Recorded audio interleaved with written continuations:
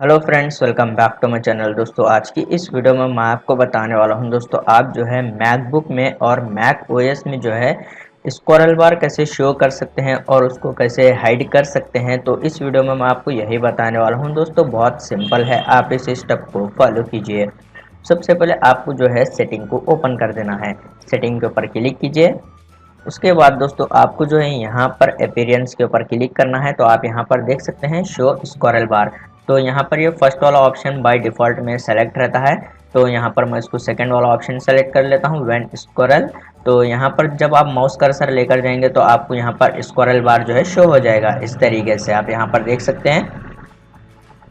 अब मैं यहाँ पर इसको ऑलवेज सेलेक्ट कर लेता हूँ तो यहाँ पर ये स्क्रोल बार जो है ऑलवेज शो हो जाएगा। तो इस तरीके से आप यहाँ पर देख सकते हैं। तो दोस्तों बहुत इजी है और बहुत सिंपल है।